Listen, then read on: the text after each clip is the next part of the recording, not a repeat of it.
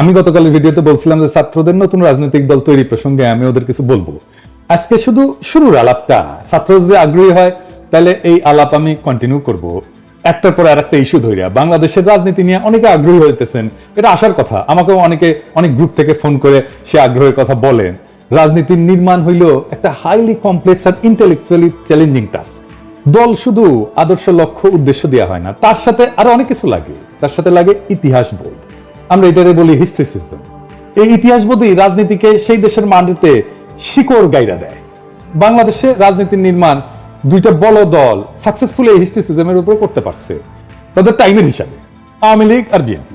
সেজন্য এই দুইটা দল বাংলাদেশে বড় দল। আমার আলাপের মধ্যে আমি যা বলবো দেখবেন সেটাই দলগুলো কিছুটা হলেও অনুসরণ করছে। জামাত দল করছে, কিন্তু বাংলাদেশের ইতিহাসে সে গ্রাউন্ডেড করতে হবে, শিকড় গাড়তে পারেনি। তাই আভ্যন্তরীণ ভাবে প্রচন্ড শক্তিশালী দল হইয়াও বিপুল পরিমাণে মেধাবী তরুণদের আকৃষ্ট করতে পারলেও সে রাষ্ট্র ক্ষমতায় যাইতে পারে না। একই ঘটনা ঘটছে সিপিবির ক্ষেত্রে। প্রফেসর ইউনূস রাজনীতিতে সফল হইতে পারে নাই এই একই কারণে। এই যে রাজনীতির জন্য ইতিহাস বোধের দরকার, সেটা আসলে কি? আমি যদি রাজনীতি করতাম তাহলে কোথায় যাইয়া আমার রাজনীতির শিকড়টা ইতিহাসে গাড়তাম, কেন দিতাম, কেন তারা গাড়তে দিতাম, সেই আলাপ কেন গাড়তে দেওয়াটা জরুরি। আমার আলাপে সব রাজনৈতিক দলই উপকৃত হবেন, যারা রাজনীতি করতে চান, যারা করতেছেন সবাই। তবে সবচেয়ে বেশি উপকৃত হবে বাংলাদেশের সাধারণ জনগণ। আসেন আল্লাহর নামে শুরু করি। এই যে ইতিহাস বোধ বা হিস্ট্রিসিজম, এটা হলো একটা দৃষ্টিভঙ্গি যেখানে ইতিহাসের যে ঘটনাগুলো ঘটে গেছে সেটা কেবল পটভূমি না, বরং ভবিষ্যতের রাজনৈতিক এবং সামাজিক অর্থনৈতিক গতিপথ নির্ধারণের একটা মূল নিয়ামক। বুঝছেন? শুধু পটভূমি না, এটা একটা নিয়ামক। একটা রাজনৈতিক দলের জন্য হিস্ট্রিসিজম অত্যন্ত জরুরি, কারণ এটা দলের আদর্শ, পরিস্থিতি এবং ভবিষ্যৎ কৌশলকে ইতিহাসের যে ধারাবাহিকতা সেটার সাথে সংযুক্ত করে দেয়। কিভাবে? এক নম্বর হইতেছে সে তার রাজনৈতিক আদর্শের বৈধতা নিশ্চিত করে। যে কোনো রাজনৈতিক দল যখন তার নীতি কর্মপন্থাকে ইতিহাসের প্রবাহের উপরে ভিত্তি করে ব্যাখ্যা করতে পারে, তখন তার জনগণের কাছে অনেক বেশি গ্রহণযোগ্য হয়ে ওঠে। ইতিহাস দলকে একটা ধারাবাহিকতা দেয় যা তার অবস্থানকে নৈতিক এবং রাজনৈতিকভাবে শক্তিশালী করে তোলে। দুই নম্বর হইতেছে জাতীয় গর্ব এবং পরিচয় গঠন। একটা জনগোষ্ঠীর ইতিহাস তার আত্মপরিচয়ের ভিত্তি। যখন একটা রাজনৈতিক দল সেই ইতিহাসকে তুলে ধরে এবং তা থেকে গর্বের উপাদান সৃষ্টি করে, তখন জনগণের সাথে সেটা আত্মিকভাবে সংযুক্ত হয়ে যায়। তিন নম্বর হইতেছে ভবিষ্যৎ দিক নির্দেশনা এবং রাজনৈতিক ন্যারেটিভ গঠন। হিস্ট্রিসিজম কেবল অতীত ব্যাখ্যা করতে সাহায্য করে না, বরং তা ভবিষ্যতের দিক নির্দেশনা নির্ধারণের একটা ভূমিকা রাখে। একটা সফল রাজনৈতিক দল তার অতীত সংগ্রাম, বিজয় এবং চ্যালেঞ্জগুলোকে নতুন প্রজন্মের কাছে এমন ভাবে উপস্থাপন করে যে তারা বর্তমান এবং ভবিষ্যতের সমস্যাগুলোকে ঐতিহাসিক যে ব্যাখ্যা সেটার মাধ্যমে বুঝতে পারে। এবার আসেন দেখি কিভাবে হিস্ট্রিসিজম রাজনৈতিক গল্পকে সংজ্ঞায়িত করে এবং জনগণকে সংযুক্ত করে। এক নম্বর হইতেছে সে ঐতিহাসিক প্রতীক এবং নায়ক তৈরি করে। রাজনৈতিক দলগুলো সাধারণত ঐতিহাসিক নেতাদের চিত্র, প্রতীক এবং আন্দোলনকে সামনে এনে নিজেদের পরিচয় তৈরি করে। যেমন ধরেন মহাত্মা গান্ধী ভারতীয় জাতীয় কংগ্রেসের, সোহরাওয়ার্দীর বডিগার্ড আওয়ামী লীগের, নেলসন ম্যান্ডেলা এএনসির প্রতীক, তাই না? এই ঐতিহাসিক ব্যক্তিত্বরা শুধু অতীতের চরিত্র না, বরং তাদের সংগ্রাম ও আদর্শ দলের বর্তমান রাজনৈতিক অবস্থানের নৈতিক ভিত্তি হয়ে ওঠে। এই জন্যেই সোহরাওয়ার্দীর বডিগার্ডের মূর্তি ভেঙ্গে দেওয়াটা জরুরি। সেই জন্যই ধানমন্ডি 32 নাম্বারটা ভেঙ্গে দেওয়াটা জরুরি, কারণ তার নৈতিক ভিত্তিটা যেটা সেটারই আমরা ভেঙে দিছি। দুই নাম্বার, ঐতিহাসিক দৃষ্টান্ত দিয়া বর্তমান সময়ের ব্যাখ্যা। একটা রাজনৈতিক দল যখন বর্তমান সংকট বা চ্যালেঞ্জগুলোর ব্যাখ্যা ঐতিহাসিক ঘটনা দিয়ে করতে পারে, তখন তার জনগণের কাছে গ্রহণযোগ্যতা বাড়ায়। যখন একটা রাজনৈতিক দল বৈদেশিক হস্তক্ষেপ নিয়ে কথা বলে, তখন তারা যদি ইতিহাস থেকে প্রমাণ করতে পারে যে অতীতেও এরকম হস্তক্ষেপের ঘটনা ঘটছিল এবং জনগণ তখন কিভাবে সেটা প্রতিরোধ করছিল, তাহলে বর্তমান আন্দোলন এবং প্রতিবাদগুলো আরো গ্রহণযোগ্য হয়ে ওঠে। তিন নাম্বার হইতেছে গণ আন্দোলন এবং বিপ্লবের ঐতিহাসিক ধারাবাহিকতা।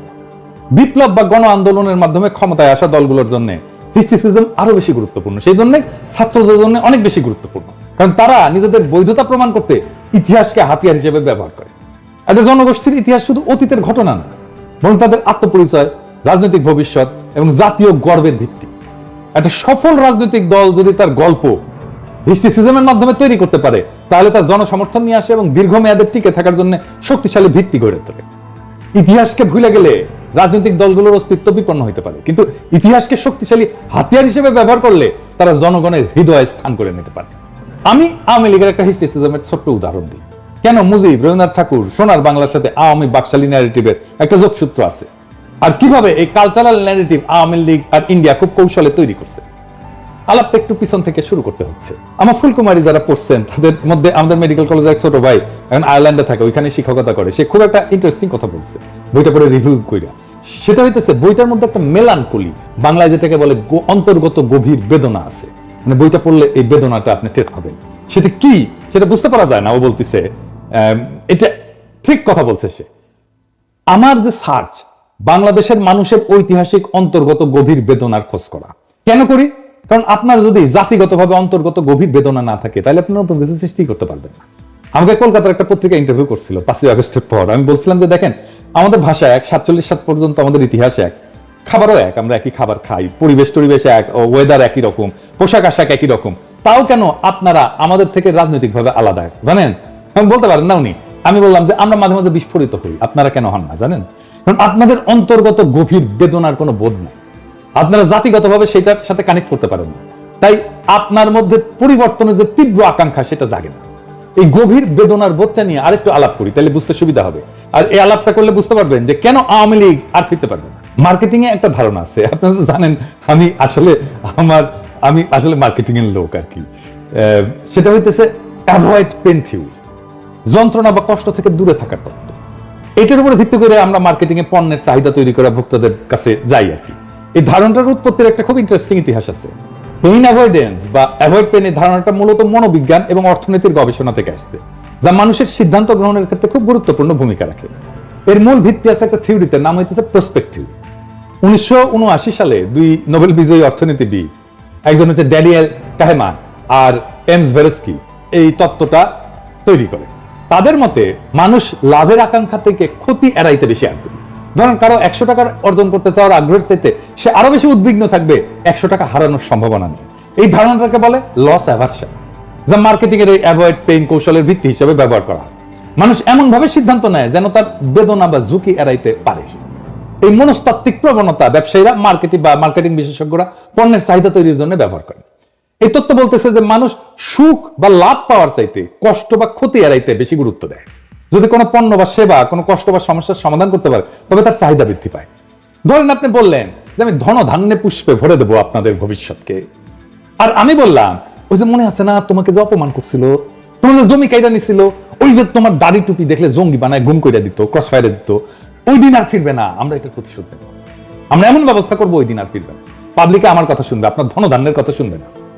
আমরা ন্যারেটিভ ইউজ করি চিরস্থায়ী বন্দোবস্তের সময় আমাদের পূর্বপুরুষদের জমি হারানোর ইতিহাসে। আমি বারে বারে বলি, দেখছেন না সেই গল্প বলি, এই জন্য যে ইন্ডিয়া কখনো আমাদের দেশে পিপল টু পিপল রিলেশন তৈরি করতে পারে না। কারণ আমার জনগোষ্ঠীর কালেকটিভ মেমোরিতে আছে পশ্চিমবঙ্গের হিন্দু জমিদারদের হাতে জমি হারানোর বেদনার কথা।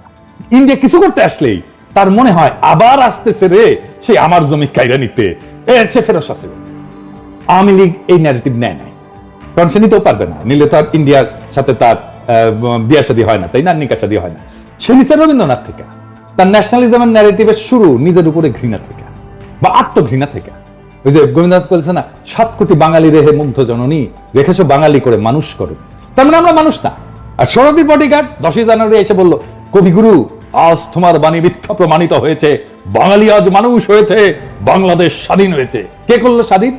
মুজিব। আমার বাবা দেশ স্বাধীন করে দিয়ে গেছে। ওই যে এই অহংকারের পিছনে এইটাই যে আমার বাবা তোমাদের মানুষের মর্যাদা দিয়ে গেছে, সার্কেল পূরণ হইল, তাই না? তাই রবীন্দ্রনাথকে দরকার বাঙ্গু সেকুলারদের জন্য। সে ছাড়া সে জার্নি শুরুই হয় না, তার আত্মগ্লানির জার্নি শুরু হয় না। সে ছাড়া মোদির ইতিহাসে তার ভ্যালু ক্লেম করতে পারে না। আবার দেখেন 1971-এর বেদনা কেন সেই ন্যারেটিভ তৈরি করতে পারেনি, কালেকটিভ ন্যারেটিভ, বেদনা ন্যারেটিভ তৈরি করতে পারেনি আওয়ামী লীগের জন্য। কারণ 1971-এর বেদনা ছিল বাংলাদেশের হিন্দু সম্প্রদায় আর আওয়ামী লীগ করার লোকদের জন্য। তাদেরকে দেশ ছাড়তে হয়েছিল, হিন্দুদের বাড়িঘর দখল হয়েছিল, পুড়ায় দেওয়া হয়েছিল। এই কারণেই আওয়ামী লীগ আর হিন্দু সম্প্রদায় ওই বেদনার সাথে কানেক্ট করতে পারে। ওদের আওয়ামী লীগ করার কারণ এইটা, কিন্তু বাকি দেশের লোকের কাছে সেটা কোনো গভীর বেদনা ইভোক করেনি। তাই মুক্তিযুদ্ধের ন্যারেটিভ আওয়ামী লীগে ফেল করছে।